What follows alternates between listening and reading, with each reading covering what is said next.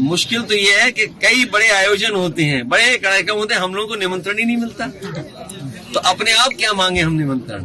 जब आवाज उठाई हम लोगों ने कि बताओ हमारा घर गंगा जल से धोया, तब सुनने में आया कि उन्होंने कहा निमंत्रण दे दो, ठीक है। हम खुद निमंत्रण कैसे मांगे? ये बात हताश होकर समाजवादी पार्टी के प्रमुख अखिलेश यादव ने मीडिया के सामने कही। आखिर किसके निमंत्रण का इंतजार कर रहे हैं अखिलेश यादव? आखिर मामला क्या है? दरअसल राहुल गांधी के नेतृत्व में निकाली जा रही कांग्रेस की भारत जोड़ो न्याय यात्रा के लिए अब तक निमंत्रण नहीं मिला है, ये कहना है अखिलेश यादव का।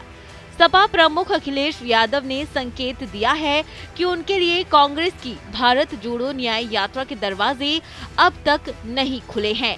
उनकी ये टिप्पणी तब आई है जब कांग्रेस और समाजवादी पार्टी करीब 2 महीने में होने वाले लोकसभा चुनाव के लिए उत्तर प्रदेश में सीटों के बंटवारे पर बातचीत कर रही है।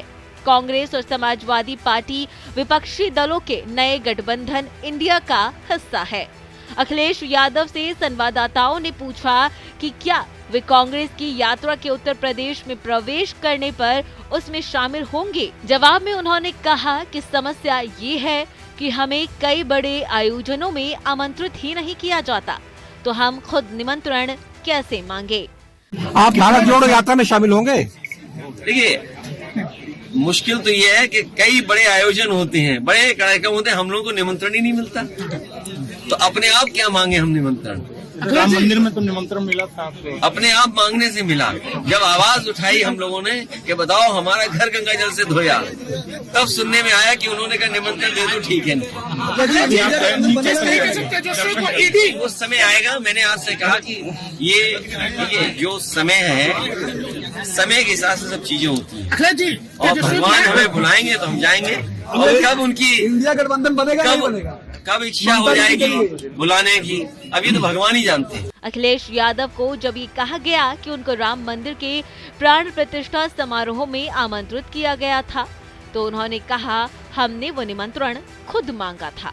जब हमने उन्हें सूचित किया कि हमारे घर को गंगा जल से साफ किया गया है, तब हमने सुना कि उन्होंने हमें आमंत्रित करने का फैसला किया। आपको बता दें, समाजवादी पार्टी ने 11 सीटों पर उम्मीदवारों की घोषणा कर दी है, जिनमें से कुछ सीटों पर कांग्रेस भी दावा कर रही थी। समाजवादी पार्टी के नेता रामगोपाल यादव ने शनिवार को कहा कि उन्होंने 16 सीटों की घोषणा की है।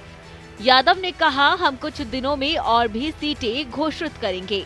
कांग्रेस और समाजवादी पार्टी उत्तर प्रदेश में अंतिम समझौते पर पहुंच गई है। पहले कांग्रेस को 16 सीटें देने और फिर 11 सीटों पर उम्मीदवार घोषित करने की इस एक तरफा घोषणा ने दोनों पार्टियों के बीच रिश्तों में तनाव पैदा कर दिया है। कांग्रेस का कहना है कि सीट बंटवारे पर बातचीत अभी पूरी नहीं हुई है।